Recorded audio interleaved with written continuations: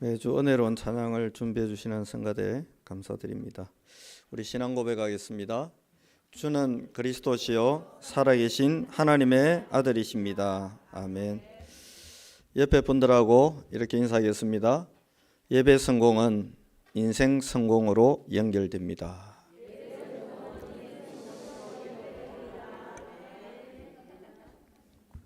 한국 속담에 우이독경이라는 말이 있습니다.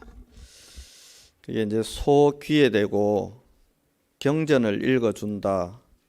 소가 어떻게 그런 고상한 이야기를 알아듣겠습니까?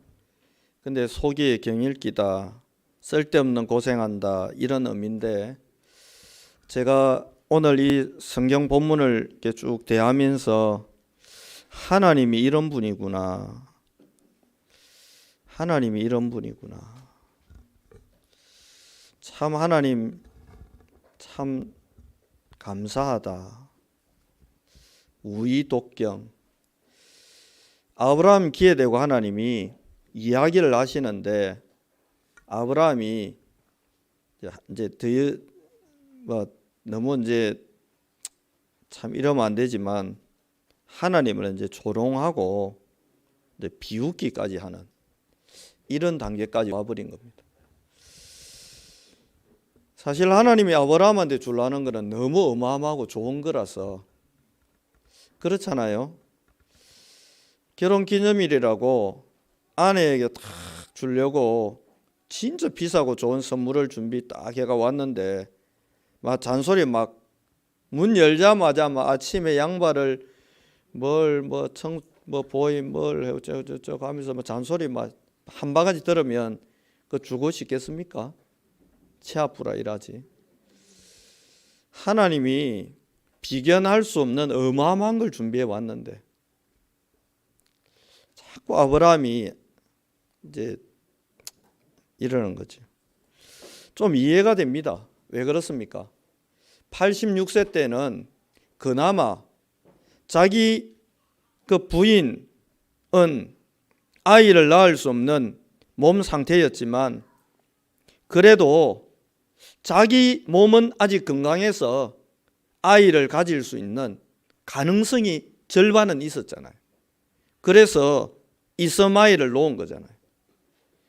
근데 오늘 아브라함은 99세 거의 100살 다 됐는데 본인이 이런 상황인 겁니다.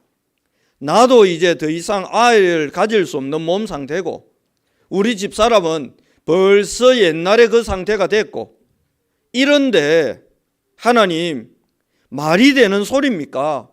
하려면 진작 하든지 일찍 하든지 뭐 했냐고 도대체.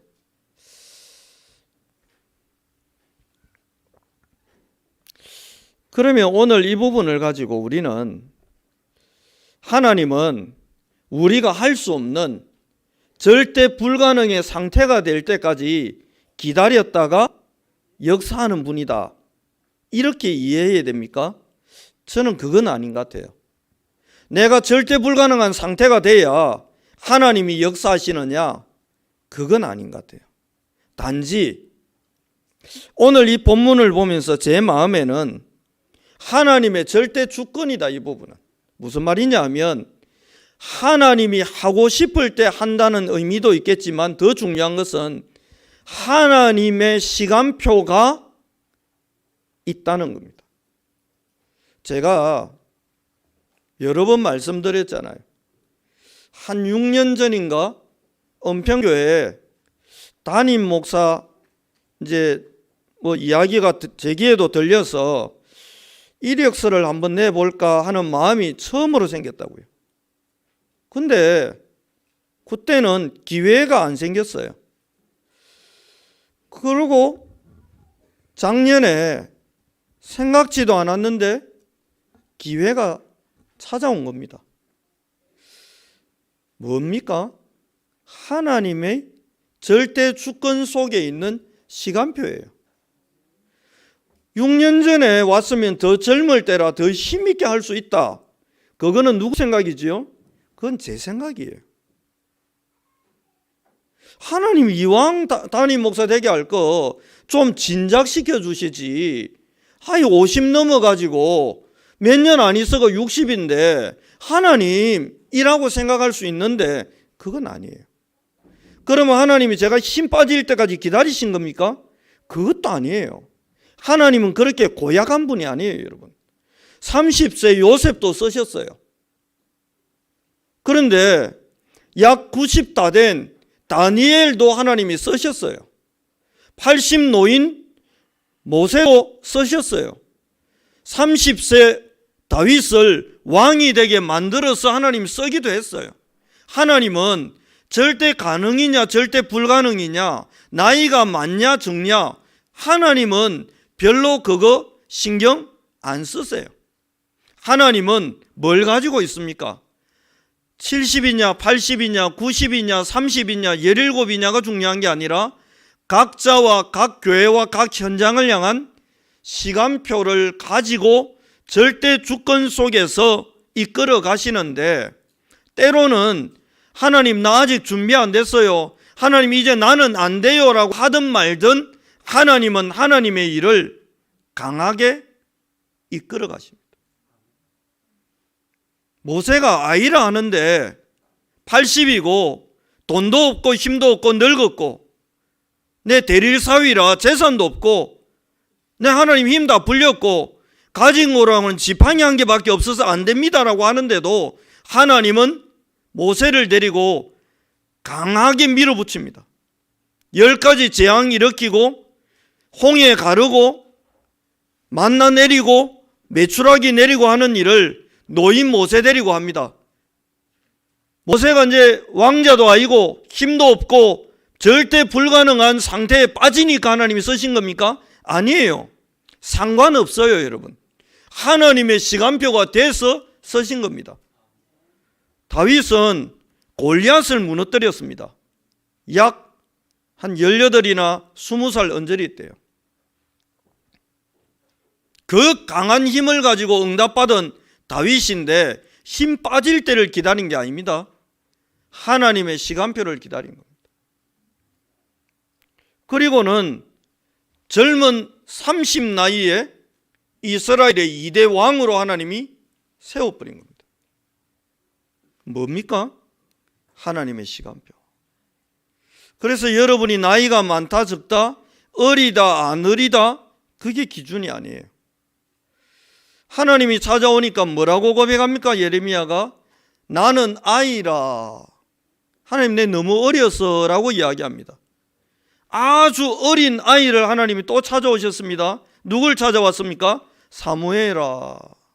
언약궤 옆에 누워있는 사무엘은 하나님이 뭐 할 때 찾아오셨지요? 어릴 때부터 찾아오셨어요.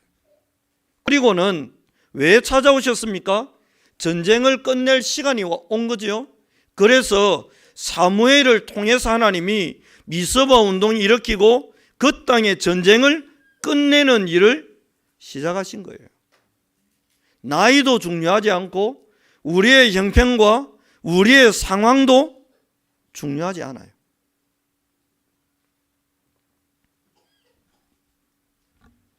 하나님은 언약대로 신실하게 역사하는 분이라서 그냥 우리가 언약 따라가면 됩니다.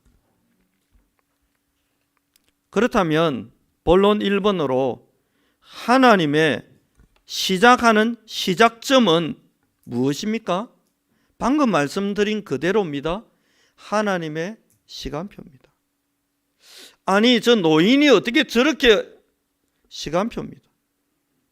아니, 저들을 이끌던 지도자 예수 그리스도가 십자가에 못 박혀 죽고 부활했는데 한 40일 있다가 갑자기 없어져 버렸어요.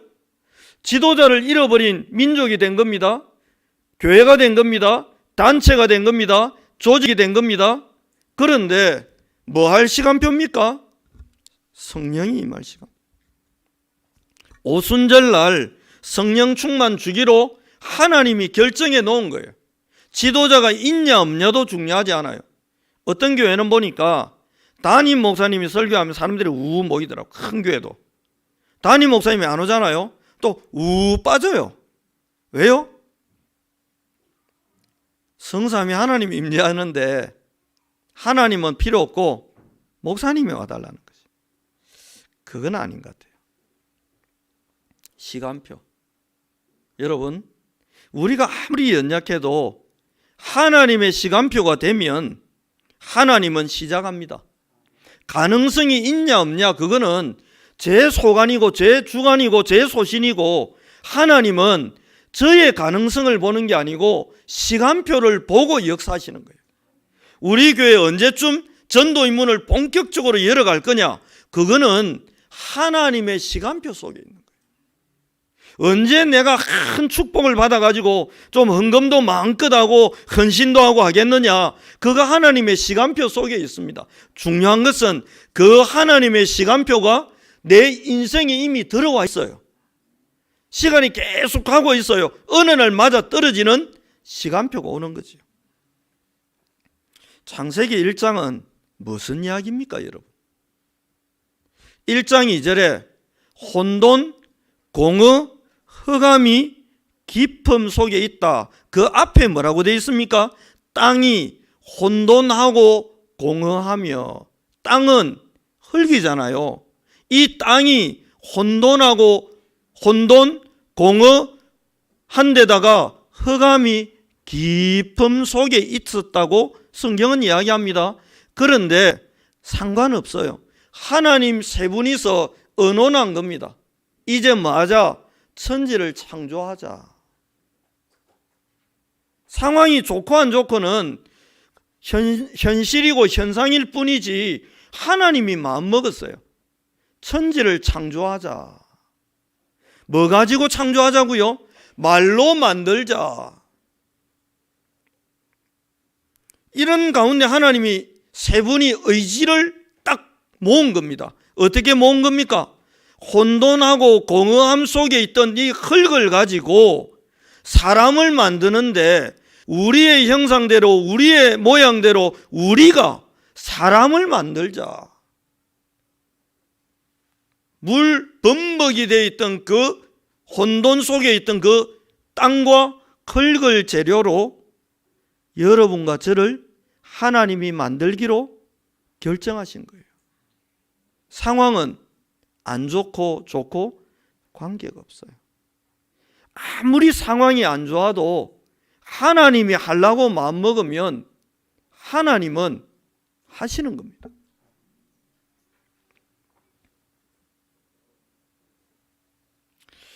이런 하나님을 우리는 아버지라고 부르고 있고, 그 하나님이 성령으로 지금 내 안에 함께 하시고 모든 인생의 문제와 인류의 근본 문제를 해결하는 그리스도의 영으로 내 안에, 우리 안에 계시고 이 자리에 편만하게 임재해 계신 게 맞다면, 말씀으로 천지를 창조하신 창조주 하나님이 우리의 아버지 되신 게 맞다면, 아무리 큰 문제 가운데 우리가 있다 할지라도 그 문제가 저와 여러분의 인생을 제한할 수는 없습니다.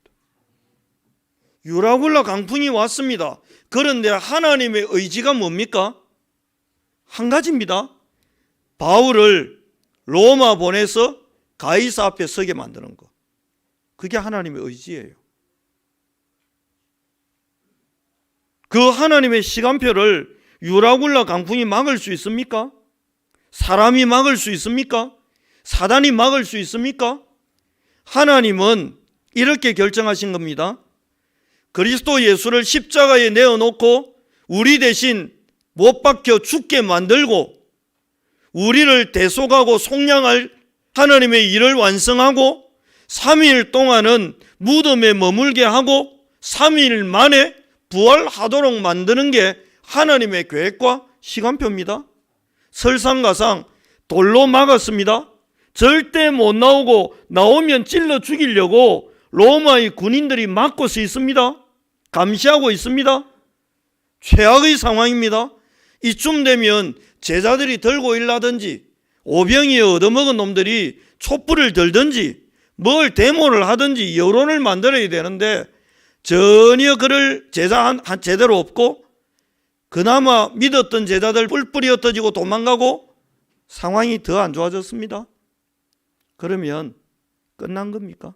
아니요. 예수님이 무덤에 머물렀다가 3일 만에 부활해버린 거예요. 막을 수 있습니까?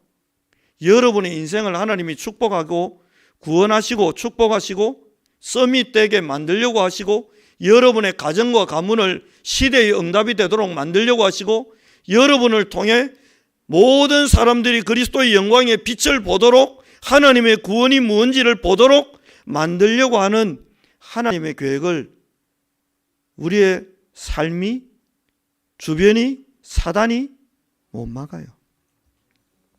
오늘 저는 여러분과 함께 두 번째, 본론 두 번째인데 하나님은 어떻게 찾아오십니까?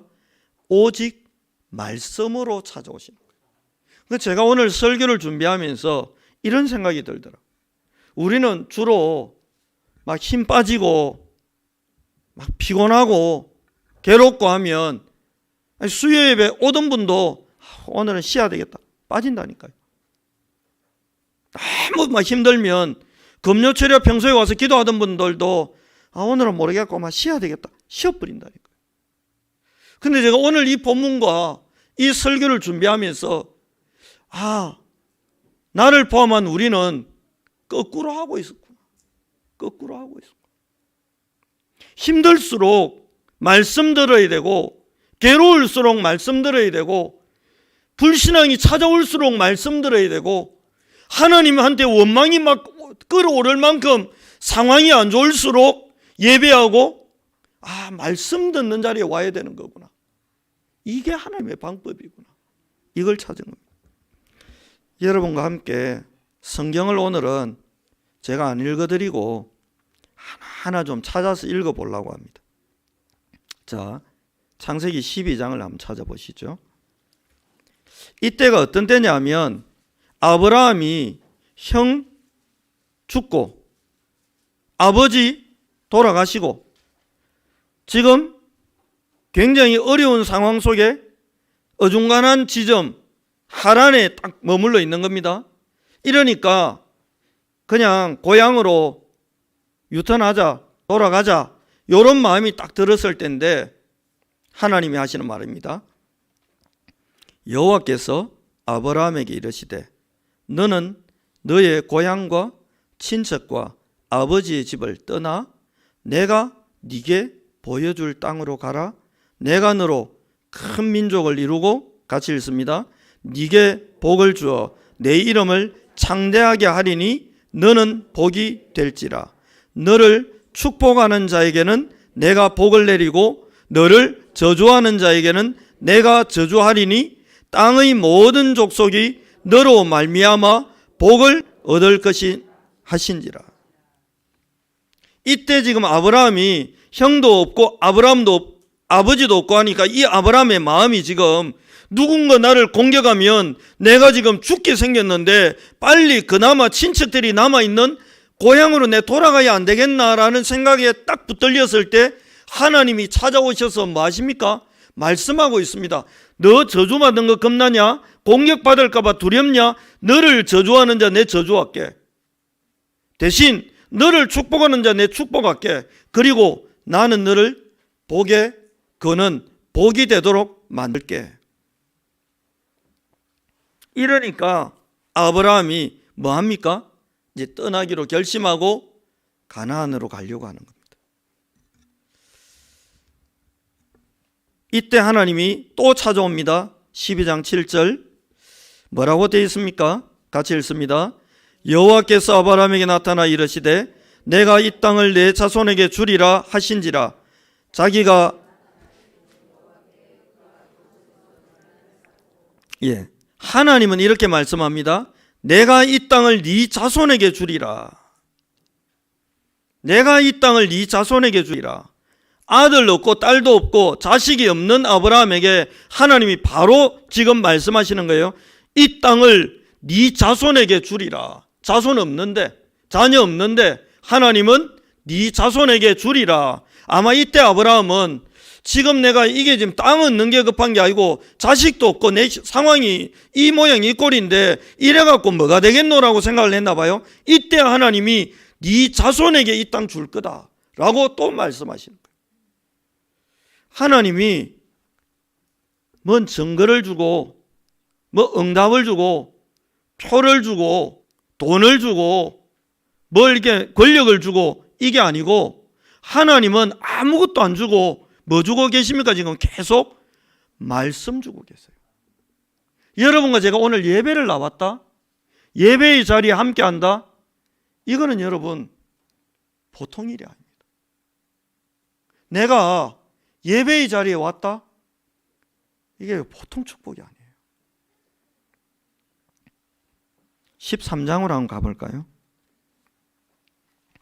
14절부터 17절까지인데 이것도 찾아서 같이 한번 좀 읽어보면 좋겠는데, 아브라함이 그나마 피부치 하나 있던 조카 롯하고 갈등이 와가지고 그나마 롯이 데리고 있는 이 종들이 있어가지고 밤에 잘 때도 마음이 좀 그래도 좀 든든하고 편안했는데 롯하고 갈등이 일어나니까 롯하고 롯의 종들도 다 떠나고 이제 홀로 남은 겁니다.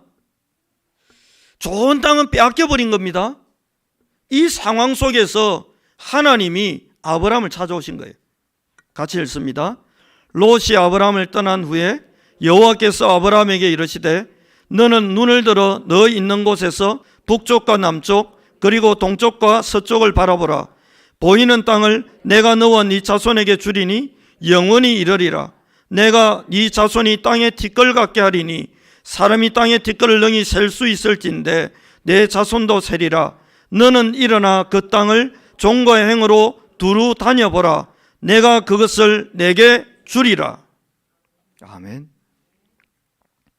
아브라함이 다 뺏기고 다 잃어버리고 상실감에 휘말려 있는 그때 막걸리 한 잔 먹고 퍼져 자도록 한 게 아니고 예배 안 드리도록 한 게 아니고 하나님이 찾아오셔가지고 너가 가진 상실감 그거 틀린 거다. 아니야, 속지 마라고 하면서 하나님이 지금 아브라함이 낙심한 그 자리에 임재하셔서 뭐 하고 있는 겁니까? 예배하고 있고 말씀 주고 있는 거예요, 여러분. 그래서 우리가 힘들수록 어려울수록 괴로울수록 하나님이 안 믿어질수록 어떤 분은 이렇게 이야기해요. 목사님, 예배 드려봤는데 말씀이 잘 안 들려요. 하나님이 안 믿어져요.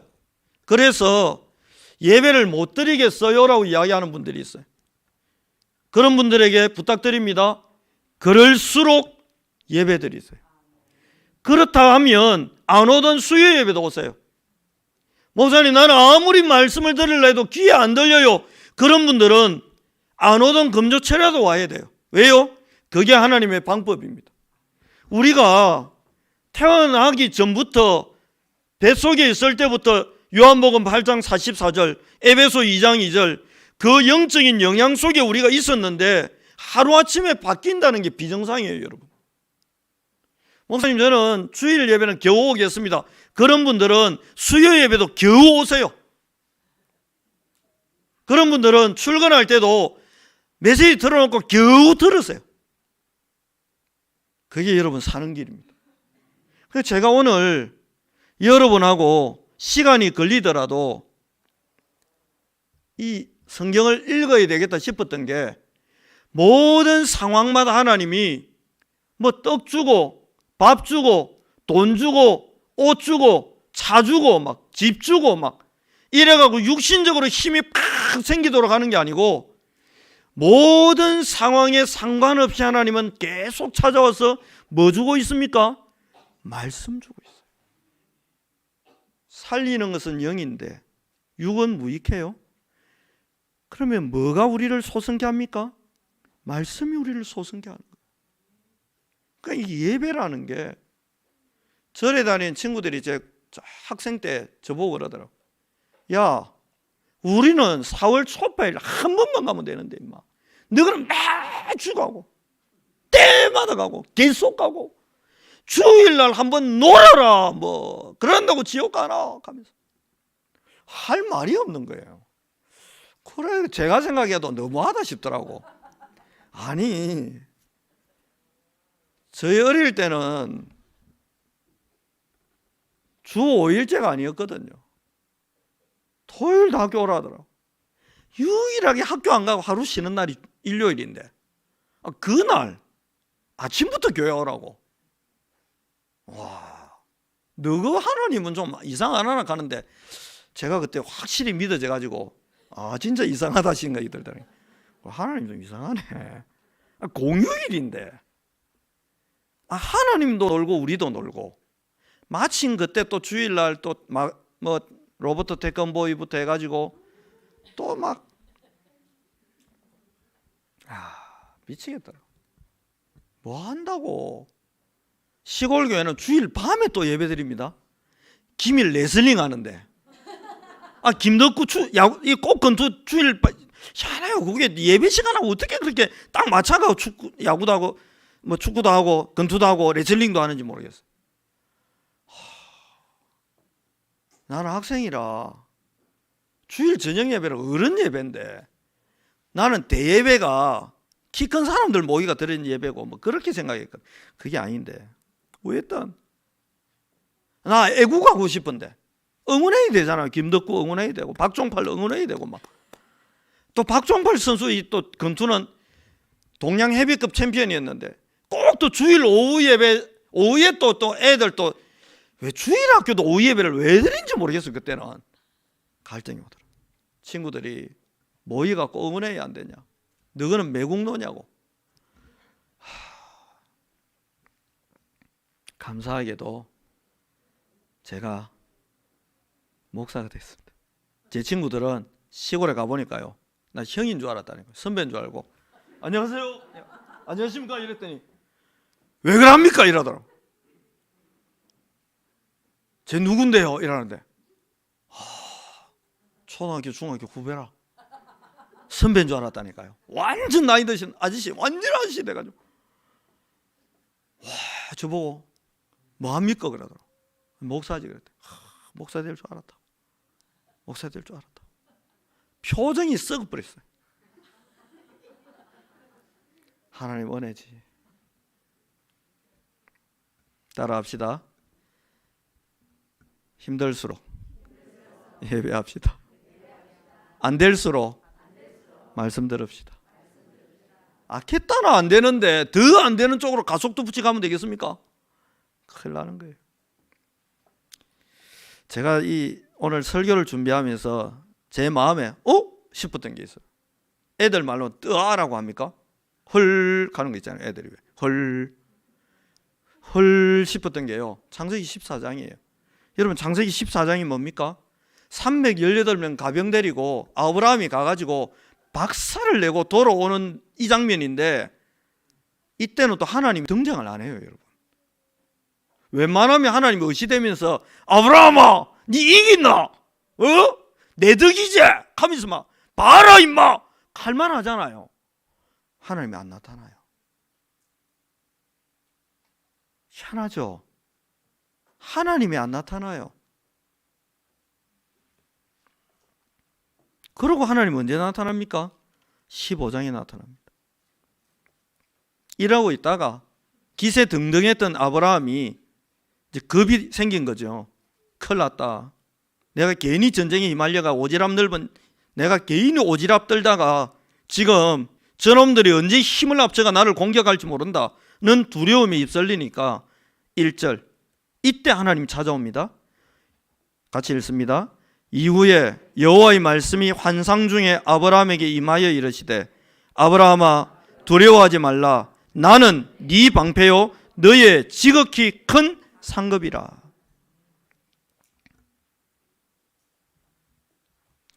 이 두려움 속에 있는 아브라함을 하나님이 말씀으로 찾아오시는 거예요. 내 네 방패다. 내가 네 상급이다. 내가 네 앞에서 방패돼 가지고 누가 칼 이두르면 내가 그 칼에 맞고 내가 그 칼 막아주는 방패될 끼니까 신경 쓰지 마라. 두려워하지 마라. 염려하지 마라. 사바다 부도 만날 위기가 찾아옵니까? 내가 네 방패다. 내가 네 대신 부도 놔주고 내가 네 기업, 내가 네 산업, 내가 네 회사, 내가 네 직장 붙잡아 줄 테니까, 내가 네 가정, 내가 네 가문 붙들어 줄 테니까 걱정 1도 하지 마라. 내가 네 상급이다. 내가 가진 거 전부 네 끼다. 오히려 하나님은 거꾸로 이야기하고 계시잖아요. 15장 4절에 뭐라고 합니까? 제가 읽어드립니다. 5절은 같이 읽습니다. 여호와의 말씀이 그에게 임하여 이르시되 그 사람이 네 상속자가 아니라 네 몸에서 날 자가 네 상속자가 되리라 하시고 그를 이끌고 밖으로 나가 이르시되 하늘을 우러러 무뼈를 셀 수 있나 보라. 또 그에게 이르시되 네 자손이 이와 같으리라. 하나님, 엘리에셀이라고 있는데 다메섹 사람, 저 사람 통해서 내 후대를 이어갈랍니다. 입양할랍니다. 양자로 드릴랍니다 하고 하나님 아니라는 거예요. 아브라함이 불신앙할 때마다, 아브라함이 흔들릴 때마다 낙심 속으로 가도록 하나님이 절대 불가능 속으로 가도록 밀어내는 게 아니고, 불신앙 안 하도록, 염려 안 하도록, 걱정 안 하도록, 힘 안 빠지도록, 사단이 주는 불신앙과 이 염려와 근심에 묶이고 휘말려서 무너지지 않도록 하나님이 또 찾아와서 뭐 하고 계시지요? 말씀하고 계신 거예요.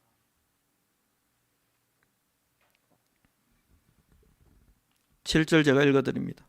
나는 이 땅을 네게 주어 소유를 삼게 하려고 너를 갈대아인의 우르에서 이끌어낸 여호와다. 제가 미국에도 살아봤고 서울에 오래 살았잖아요. 지방에 있다가 서울 가면 처음에 적응이 안 되는데요, 지방에 있다가 서울 가가 서울 적응하고 나면 서울을 못 떠납니다. 미국도 똑같아요. 미국의 대통령이 바뀌잖아요. 보통 주지사 했던 분들이 이제 해가지고 거의 이제 뭐 대통령 되는 경우들이 많고, 상원 하원 의원 했던 분들이 대통령 되는 경우 많은데, 그 주에 주지사를 했거나 그 주에 상원 의원을 했던 사람이 그 주에서 같이 정치 활동했던 보좌관들이라든지 그런 참모들을 싹 데리고 워싱턴으로 다 이주를 합니다. 그리고 4년을 하고 중임을 하면 8년을 하는데 8년 동안 이 사람들이 워싱턴에 딱 정착해가 살아버립니다. 수도가 워싱턴이고 그 둘러싸고 있는 주가 버지니아 주라고 하는데 그 집값이 비싸요. 왜 비싸냐? 지방에 있던 부자들, 권력자들이 오니까 좋은 집을 살려고 할 거 아닙니까? 집값이 자꾸 올라가는 거예요. 그리고는 이분들이 워싱턴을 안 떠납니다. 왜요? 살아보니 너무 좋거든. 권력 있지, 돈 있지, 힘 있지, 인물 있지, 다 있거든. 고향으로 안 돌아갑니다. 그래서 점점 인구가 늘어나고 주택도 계속 짓습니다. 서울도 비슷한 것 같아요. 저도 서울 살아봤잖아요. 근데 하나님이 저보고 대구서 살랍니다. 대프리카, 덥고 춥고. 근데 하나님 뭐라고 합니까? 나는 이 땅을 네게 주어 소유를 삼게 하려고 너를 문명이 발달한 갈대아인의 우르에서 이끌어냈다. 하나님의 약속이죠. 거기가 그리울 수 있지만 아니다. 나는 네게 이 땅을 줄 거다. 그리스도 오실 이 땅, 시대의 흐름을 바꿀 이 땅, 장차 젖과 꿀이 흐르는 땅이 될 바로 이 땅을 너와 네 자손에게 주기 위해서 내가 너를 거기에서 뽑아내서 여기에 정착하도록 만든 거다. 여러분, 대구가 좋습니까? 대구가 좋아질 겁니다. 대구가 너무 좋아질 겁니다. 누구 때문에 좋아지겠습니까? 하나님과 나 때문에. 따라하겠습니다. 하나님과 나 때문에 대구가 1등 도시 됩니다. 1등 도시 될 거예요.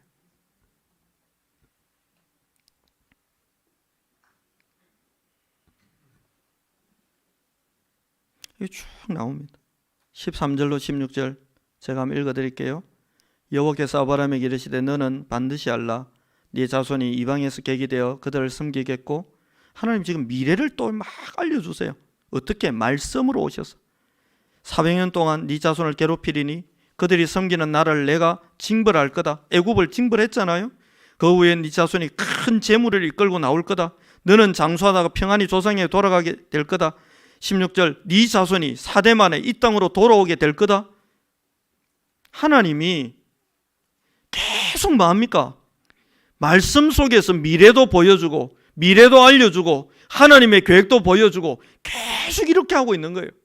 제가 우리 교회에 처음 왔을 때 이후로 지금까지 하나님이 계속 말씀으로 저에게 보여주고 있어요.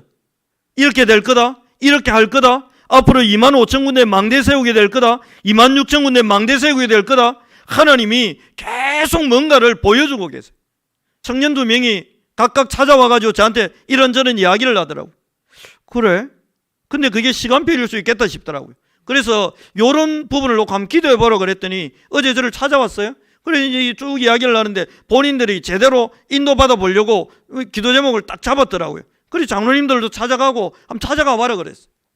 왜 그런 이야기를 합니까? 하나님이 말씀 가운데 계속 찾아와서 저한테도 이야기를 하시는 거예요. 설교할 때마다 금요철야대에 모이고 기도할 때마다 하나님의 꿈을, 하나님의 환상을, 하나님의 계획을 계속 말씀을 통해 보여주십니다. 18절로 21절은 여러분 집에 가서 한번 읽어보시고요. 우리 독경입니다. 이래도 못 알아듣고 계속 딴짓하는 아브라함을 하나님은 또 찾아오십니다. 지난주에 은혜 못 받았다. 이번 주에도 은혜를 못 받았어요. 다음 주에 또 오시기 바랍니다. 왜요? 그게 우리가 살 길입니다. 그게 우리가 살 길입니다. 그게 제가 살 길이에요. 왜요? 영적인 존재라 그렇습니다. 17장을 봅니다. 1절로 2절에 아브라함이 99세 때에 여호와께서 아브라함에게 나타나서 그에게 이르시되 1절 2절 그 다음 부분 같이 읽습니다. 나는 전능한 하나님이라. 너는 내 앞에서 행하여 완전하라. 내가 내 언약을 나와 너 사이에 두어 너를 크게 번성하게 하리라 하시니. 하나님 또 말씀하시죠. 그 뒤에 계속 말씀합니다. 4절로 8절에 보면 네 이름 바꿔라. 너 아브라함이 아니고 네 아브라함 해라. 오늘부터 열국의 여러 민족의 아버지가 될 사람이니까 이름 아예 바꾸고 네 이름을 누군가가 부르고 네가 네 이름을 생각할 때마다 나는 여러 민족의 아버지가 될 사람이다라는 걸 인식해라. 내가 너를 그렇게 만들 거라는 걸 인정하고 인식하고 계속 그걸 되뇌어라 라고 하나님 말씀하십니다. 9절로 14절에 보면 할례를 행해서 몸에 흔적을 남기라. 이름의 흔적을 남기고 몸에도 흔적을 남기라라고 이야기합니다. 그리고는 오늘 읽을 본문 15절로 16절에 보면 이름을 사례 말고 19개 의미가 될 사라로 바꿔라라고 하나님 또 말씀하시는 거예요. 그리고는 아예 하나님이 이름을 정해줍니다. 19절로 21절 하나님이 이르시되 아니라 네 아내 사라가 네게 아들을 낳으리니 너는 그 이름을 이삭이라 하라. 무슨 말입니까? 하나님의 마음속에는 이미 아브라함의 아들 이삭의 이름까지 정해놓으신 거예요. 무슨 이야기입니까? 하나님은 이미 완벽하고 완전한 준비를 끝내놨습니다. 속지 마시기 바랍니다. 오늘 원래 읽지 않으려고 했던 22절까지 우리가 처음에 읽었던 이유가 있습니다. 재미있는 표현이 나와요. 하나님이 아브라함과 말씀을 마치시고 그를 떠나 올라가셨더라. 이제 하나님이 아브라함에게 하실 만큼 말씀을 딱 한 겁니다. 이때부터 먼저 뭐가 시작됩니까? 하나님의 역사가 시작되는 겁니다.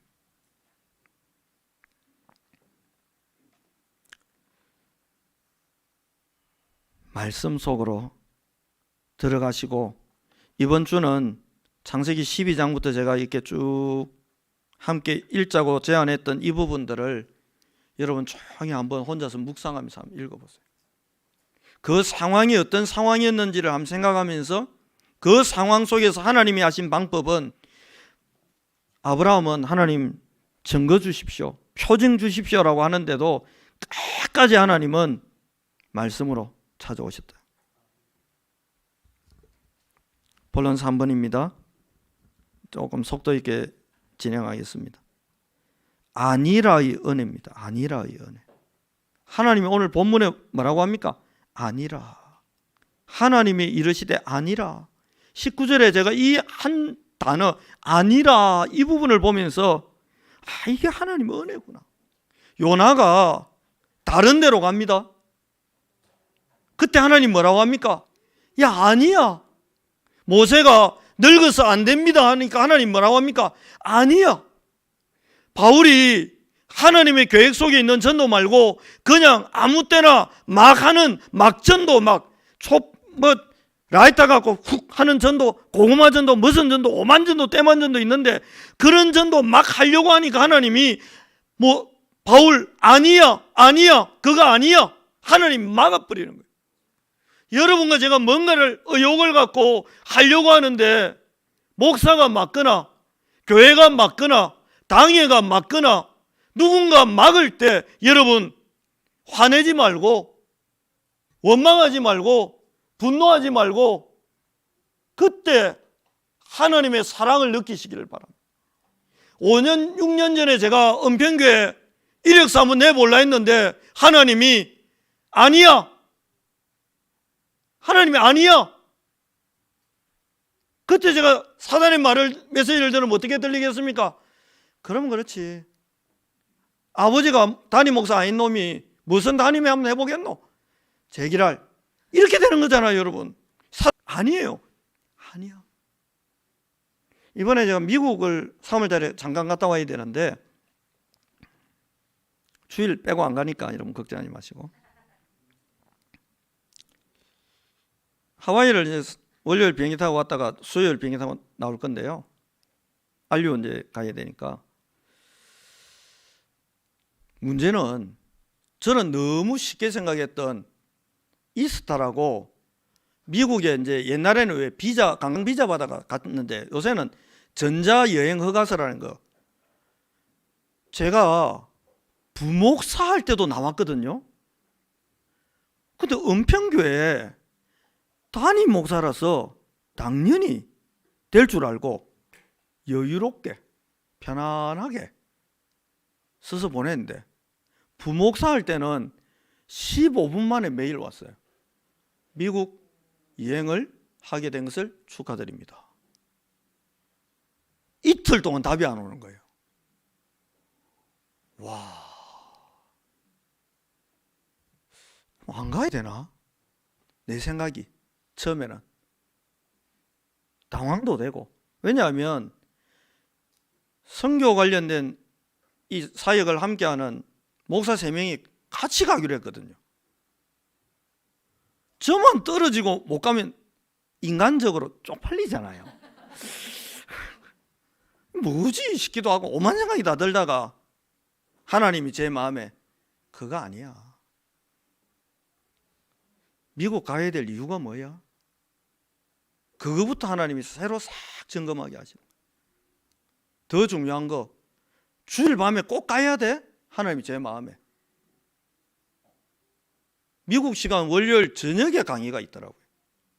그러면 한국 시간 월요일 밤 비행기 타고 미국 가면 시차 때문에 미국 도착한 월요일 아침이거든요.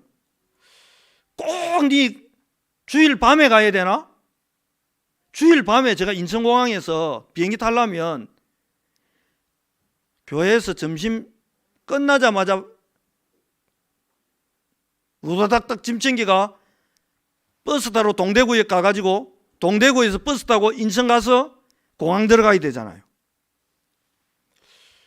뭐 때문에 주일날 가려 하는데 하나님이 제 마음에 야 하와이가 관광지지. 예. 주일날 가면 그거 가면 주일이지. 예. 놀겠지. 예. 놀자 하지. 예. 쉬자 하지. 예. 꼭 그래야 돼? 아니요. 아니잖아. 예. 그러고 제 마음을 싹 바꾸고 그럼 하나님 맞습니다. 월요일 가고 원래 계획은 목요일 나오는 게 계획이었거든요. 목요일 나오자는 거예요. 그 같이 그냥 갔다가 같이 나오자는데 또 내 혼자 별 나가는 것도 좀 웃기고. 그래가 믿음으로 비행기표 딱 끊었잖아요. 월요일부터 수요일. 대한항공도 이해가 안 될 거예요. 야, 이상형 뭐 많은 양반일까? 하나님이 저보고 아니다. 반대하는 겁니까? 아니요. 진짜 응답을 받아라는 거예요. 그러고 나서 생각해 보니까 제가 제일 좋아하는 데가 어디겠습니까? 은평교회잖아요. 하와이가 좋습니까? 은평교회가 좋습니까? 하와이 가서 이민가 사세요. 그러면 가만히 생각해보면 제가 제일 편하고 제가 제일 좋아하고 제가 제일 행복한 데가 교회 주소 아직 못 외웠는데 대구시 달서구 월배로 67기 19. 그래가지고 결심하고 몇몇 목사님한테 이야기했더니 왜 그러는데 그러더라고. 왜 그럴까요? 하나님이 저보고 아니야. 여러분, 하나님이 아니라 하시는 것은 지극히 깊고 진짜 사랑하는 사랑이에요. 그때 열받고 상처받고 시험 들고 낙심하고 그러지만 아니야.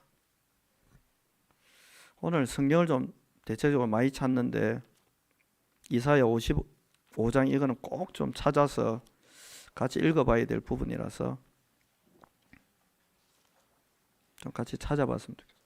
이사야 55장 이 부분을 같이 읽고 나면 여러분 하나님이 아니라는 게 응답임을 알게 되실 겁니다.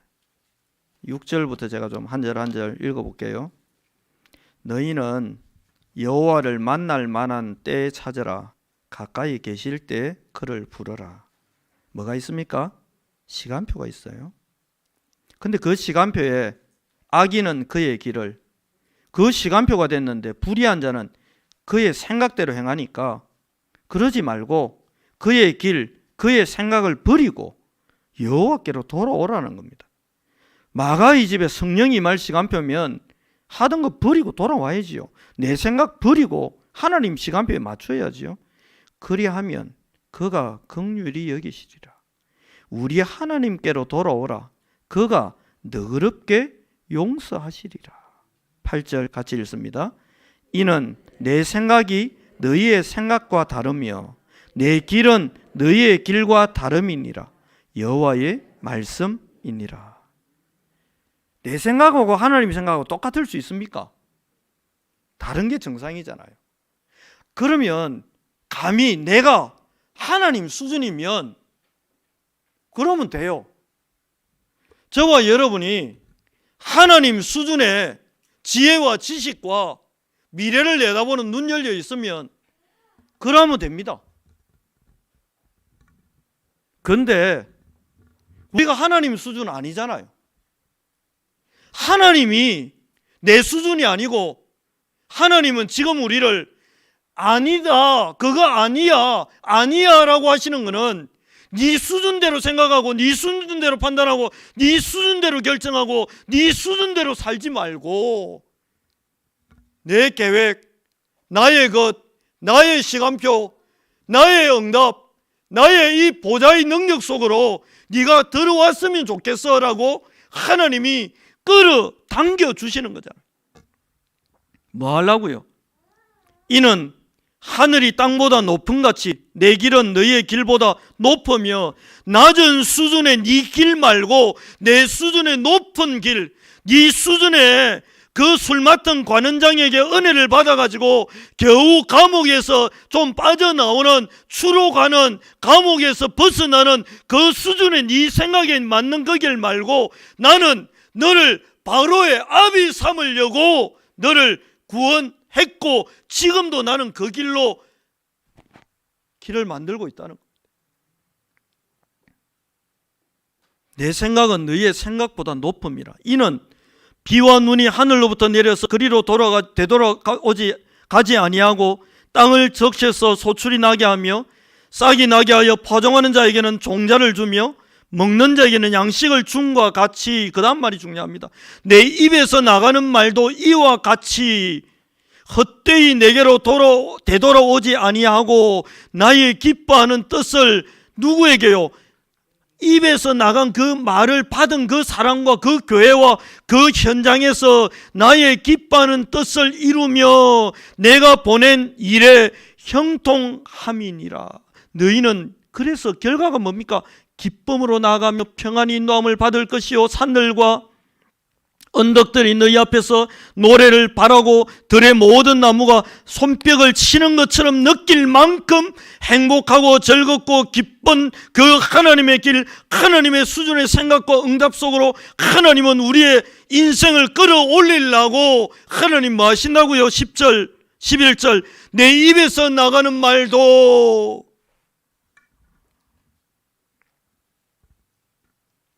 13절 끝에 이것이 여호와의 기념이 되며 영영한 표징이 되어 끊어지지 아니하리라. 하나님이 이런 분입니다. 왜 우리를 주일날 교회로 불렀느냐? 왜 하나님은 저에게 토요일 밤에 어떤 때는 새벽까지 잠을 못 자게 하고 끙끙거리면서 여러분에게 전달할 언약을 10번이고 20번이고 또 수정하고 또 수정하도록 계속 만들어서 결국 저를 여러분 앞에 세우느냐? 왜 그럽니까? 헛되이 선포되는 메시지가 아니고 헛되이 되돌아오는 메시지도 아니고 여러분과 제 인생과 우리 교회에 마실 언약을, 성취할 언약을 전달해야 되니까. 오늘도 하나님은 저를 여러분 앞에 이렇게 세워서 이 긴 시간의 설교를 목이 터져라고 하도록 하시는 거예요. 인과응보라는 말이 있습니다. 틀린 말입니다. 언약대로 결과가 만들어집니다. 말씀대로 결과가 만들어집니다. 인과응보가 아니고 언약대로입니다. 은과응보입니다. 언약대로 성취됩니다. 언약대로 이루어집니다. 언약대로 결론 나옵니다. 언약대로 결과 만들어집니다. 그래서 오늘 이 시간도 하나님은 여러분에게 이렇게 말씀하고 있습니다. 결론입니다. 이렇게 우의독경, 말귀 못 알아듣는 아브라함이 살던 시대에 여러분 놀랍게도 동방의 의인, 여러분이 잘 아는 욥이 동시대를 살고 있었습니다. 우리 같으면 쉽게 그냥 말 알아듣고 어떤 문제 갖다 줘도 사단을 시켜갖고 힘들게 만들고 재앙 재난 오게 만들어도 흔들리지 않는 절대 믿음의 사람 욥 데리고 아브라함과 다윗의 자손 예수 그리스도의 세계를 연 것처럼 욥과 욥의 자손 예수 그리스도의 세계에 가면 너무 쉬울 건데 하나님은 그렇게 하지 않으시고 그 동시대를 살아가고 그의 동년배를 지내던 욥이 아닌 이 아브라함을 데리고 하나님은 시대를 살리겠다는 계획을 끝까지 고집스럽게 벽창호처럼 밀어붙이고 있습니다. 이게 은혜입니다. 하나님은 여러분과 저를 지명했습니다. 내가 너를 지명하여 불렀나니 너는 내 것이라고. 내가 너로 인하여 기쁨을 이기지 못하겠다고 합니다. 왜 그렇습니까? 지금까지 우리에게 쏟아졌고 앞으로도 쏟아질 이 말씀이 이루어질 미래를 하나님은 이미 확정해 놓고 계시기에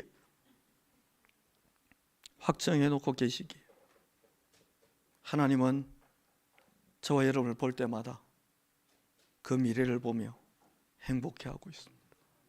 오늘도 이 말씀 속에 여러분의 인생이 있음을 알고 예배의 자리에 나오게 된 것을 감사하게 여기고 우리를 오늘도 예배의 자리로 불러주신 하나님께 영광을 돌리는 축복이 있기를 살아계신 예수 그리스도 이름으로 축복합니다.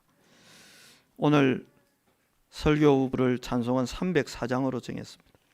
그 크신 하나님의 사랑 말로 다 형용 못하네. 저 높고 높은 별을 넘어 이 낮고 낮은 땅 위에. 어떤 분은 부인이 주일 예배는 그래도 드려야 된다고 억지로 설득해가 끌려온 분이 있습니까? 그 크신 하나님의 사랑. 몸이 불편하고 너무 힘든데도 그래도 주일 예배는 드려야 안 되겠다는 마음으로 오신 분이 있습니까? 그 크신 하나님의 사랑. 여러 가지 갈등과 문제 속에서 쉬고 싶은데 그 쉼을 포기하고 예배 자리에 나온 분이 있습니까? 그 크신 하나님의 사랑. 오늘도 아브라함에게 찾아오셨던 하나님이 예배를 통해 우리에게 찾아오신 이 사랑을 기억하고 찬양을 하는 경험을 돌리고 잠시 하나님께 우리 같이 기도하는 시간 갖도록 그렇게 하겠습니다.